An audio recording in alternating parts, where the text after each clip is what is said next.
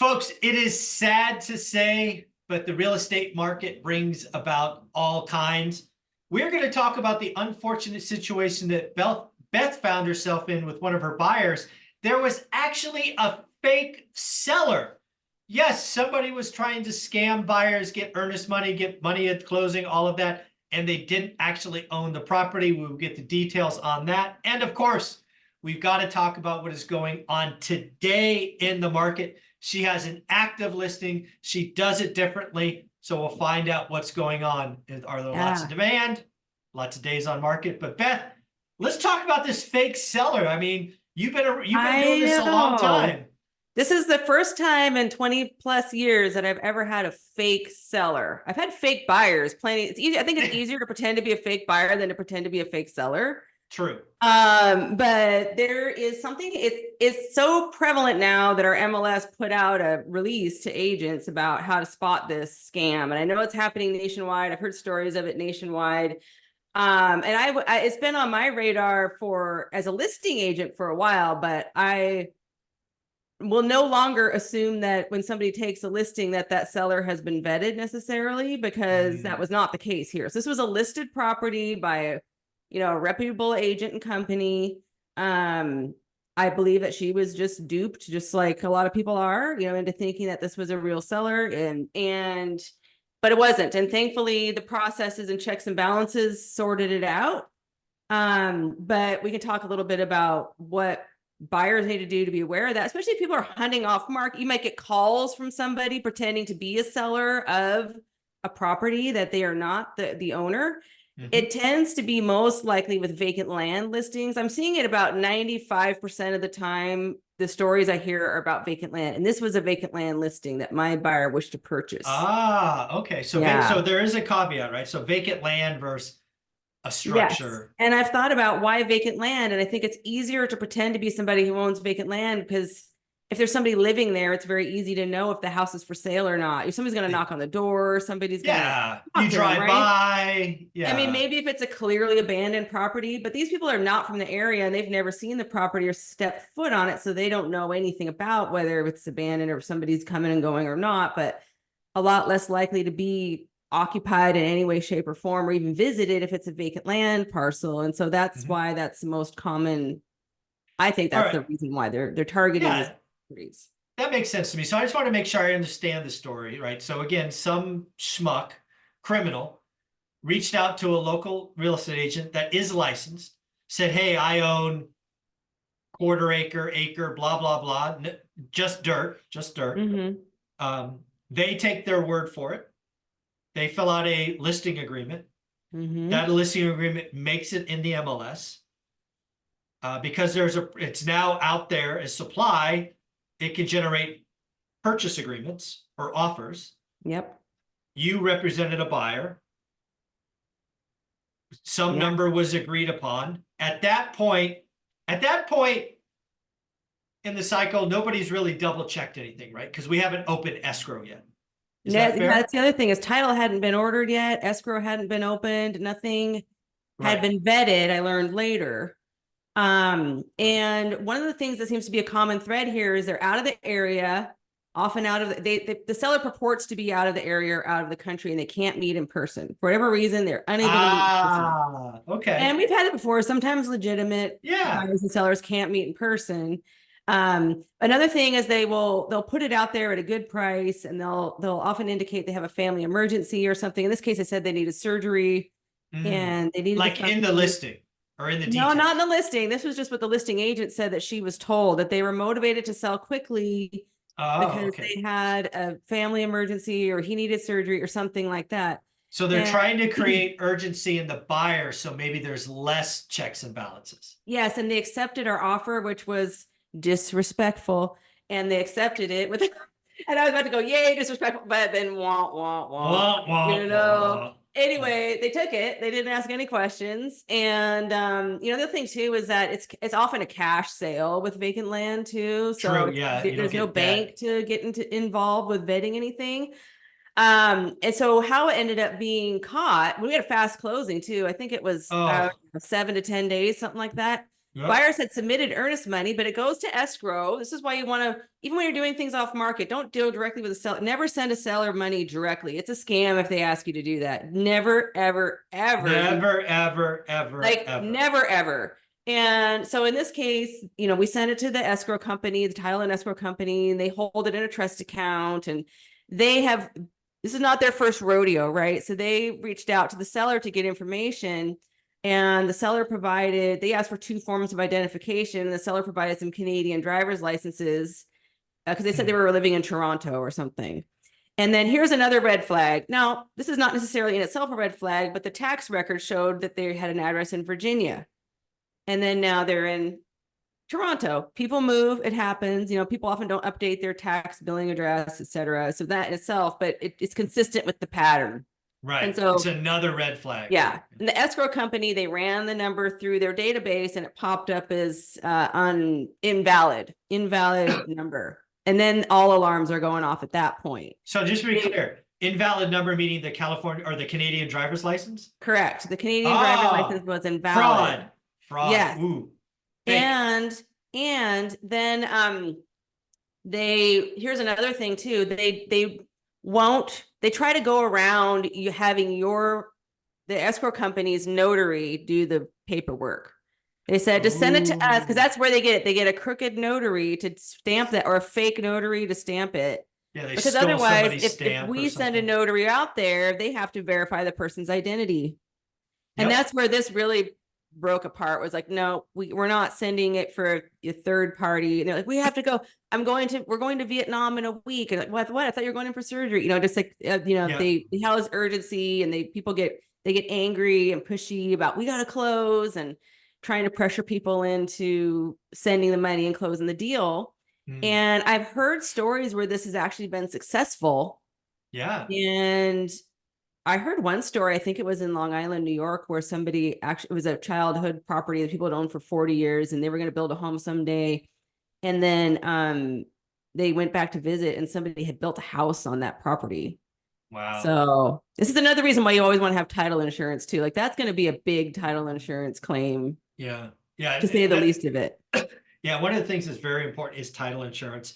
I bought a lot of stuff off market. I will never, ever do a deal without title insurance. Never, ever.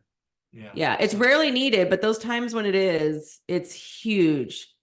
And the main thing too is like just going through the title and escrow process is they vet all this stuff. Yeah. And so the final part of this is they reached out. They have a process for this. They reached out to the seller of record. They sent a letter to the person whose name is on the Virginia address. They got back immediately saying, no, they confirmed this is not us. We are not selling that property. Sorry, but this is just really alarming to us. But thankfully it was caught. So the good news is the buyers didn't lose any money and they got their earnest money back. Of course, the sellers didn't, inadvertently sell their property to a fraudulent person and have a title problem. The buyers are disappointed because they were really looking forward to having that land, but so be it. It was so anyway, never lesson really learned. Yeah. It was never for sale. It was just it was all a mirage. So what I've learned as a buyer's agent with vacant land is that I'm going to be extra diligent about vetting through. I don't get to contact the seller directly. There's the listing agent's the filter for that. And so I'd be communicating with the listing agent. Hey, how much have you vetted this person? Have you met? Could you go to title? Could you go to title as the buying agent and say, hey, can you just verify that the tax record and this name match? If they've, well, I often don't have the contact information for the seller. So, but you do have the name. We have the name. Yeah. And they'll tell us what's on what's in the title. If they have it. I mean, it's easy to see on the tax records. I can just click on that and pop it up, but that's like, that's one of the first things you can do is if you click it up and it says John and Jane Smith and that live locally and have a PO box or whatever local, but supposedly they live out of the country, then that's a big alarm, and has the listing agent ever met the person? And, it's not like we're trying to, I would just say, hey, we've been burned by this and it's nothing personal. We just have to do our due diligence here, just vetting this seller because these things happen. And Yeah. Well, let's switch gears to maybe a Mhm. more, maybe, I don't know, maybe not, maybe a more positive thing. You took a listing in an area of town where there'd been plenty of properties sitting for 60 days or more. Doesn't feel like the market's hot when that occurs, but Yeah. what did you do? Where are we at? Is your property sitting as well? Yeah, so I took a listing that went on the market last week, and today is our offer review day. And we do have multiple offers. We have, at this point, 12 offers and potentially more coming in. And we're going significantly over list price. This is just like you've been talking about. And this is in a neighborhood where they're up until last week, and there even are still some that are still on the market that have been on the market for anywhere from 40 to 90 days with price drops, and they're going to be selling significantly lower than this one will. And so that tells us a couple things. Well, of course, the market's heating up, but then it also shows strategy matters. And I have some tips if people want to know what they can do to help how to leverage this. If you're looking to sell a property and you want to really leverage this market, you got to have a strategy and a plan to do that. Yeah. I've heard of it. I was at an agent event last night and we were talking about, a bunch of us were chit-chatting, and I heard stories of 30 offers on an entry-level home and a 2-bedroom 700 square foot little house. It was listed for, I think, 550 and it sold for, I think, over 7. We don't really know the exact price. That's a starter home. This is not good, underpriced, Beth. but This is still, I know not it's like good. 30 offers. You got to get your game on. And then as the listing agent, you got to know how to handle that, because that is an onslaught, and you got to know how to leverage that to really get the most for your seller, or for you. If you're the seller, there's things you can do. So I want to hear it. What are the 2 or 3 things Beth did in a market or a neighborhood where stuff was sitting? What did you do different? What do you recommend to generate 12 offers and counting, and many over asking? What are the keys? Way over list. And so first thing I would say is to set an offer review date. Now, this is going to vary from market to market, but I know really, really well what works in this market. And so setting a review date is critical, and keeping that review date. So it all happens before it goes on the market. So with this property, we assessed it, went through it with the stager and the handy people, and got the carpet, paint, light fixtures, everything cleaned up, shined up, staged impeccably. And it really matters. Even I'm in a high-end market where things are flying off the shelf. It still matters to have a beautifully staged home. There's a reason why flippers always and builders always stage the home. Always. I mean, there might be a rare exception, but they stage.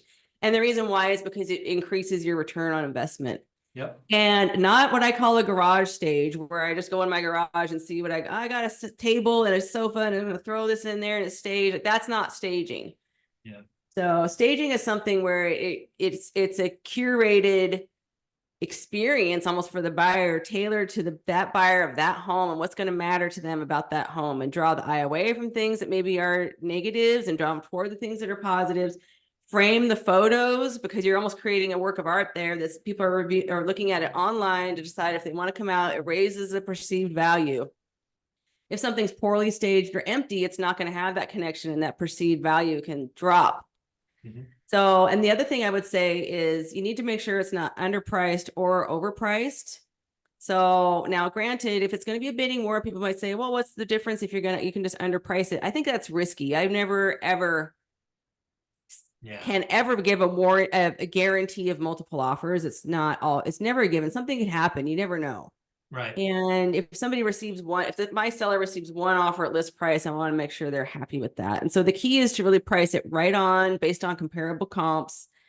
If you do everything right and you overprice it, it's not going to matter. It's just going to drive people to other listings that are more appropriately priced, and sometimes help those drive the price up. But then there's the thing of what to do as an agent or a seller. What do you do if you have 30 offers coming in, or even 10 or 5 or even 4? What do you do to leverage it up?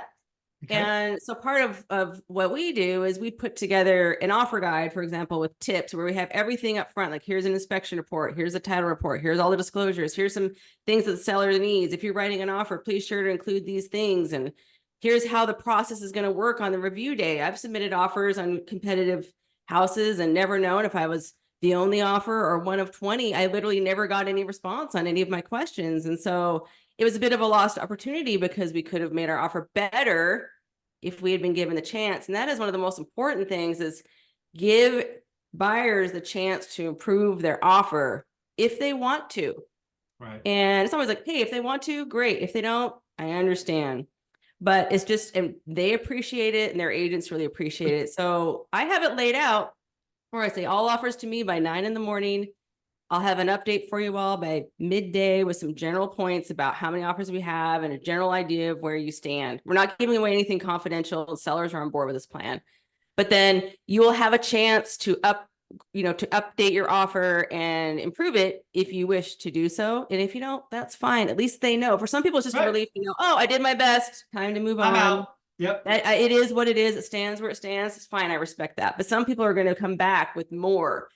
And that's when I'm on the phone talking to the agents, especially the ones with the highest offers, to work with them to get their offers to be the very best that their buyers are comfortable submitting. So that and that's where the magic happens, where a phone call can get somebody 20, 30 extra $1,000 just by, or contingencies dropped or better terms achieved. And so my goal is that by the time I meet with my sellers later this afternoon, we'll have it refined. This whole process that started back, when we listed it on Thursday, and just talking to those agents, refining it up to what we have is the very best offers that there is to be in this market at this time. So I'm curious, you listed on Thursday. Did you hold an open house Saturday and Sunday? Yeah, we did Saturday and Sunday open houses, which were both very busy. I think we had 25 groups through Saturday. This is in a rural kind of farm town, but it's within commuting distance of Microsoft. So that's the appeal here. And then Sunday, I think we had maybe 15 or so groups through. And then we had about 30 private showings as well, which is good activity considering it was a fraction of that a couple of months ago. Are we talking 7 figures and above or below? Yeah, it was listed at $995. Okay. All right. Yeah. So, okay. Which in that community is right about the median, maybe a tad higher than the median. Right. But that price point around $1 million is super popular right now. So it was a house in a subdivision community on half-acre lots. Yep. With a nice updates and floor plan. Like it's kind of that. Yeah. For some it's a first-time house, and for others it would be a move up. So there are some move up buyers out there, and some of them are looking at this house. So, and some of them are downsizers too. So we're getting all kinds. It's I think the spring selling season has started. Oh, without a doubt. Without a doubt. I'm hearing it across the board for all types of listings. Me too. Even in the higher end. On the higher end, the difference is a lot of them are cash. Yep, cash. And that's always the stock market's up, right? Stock market, stock wealth is up. People are feeling good.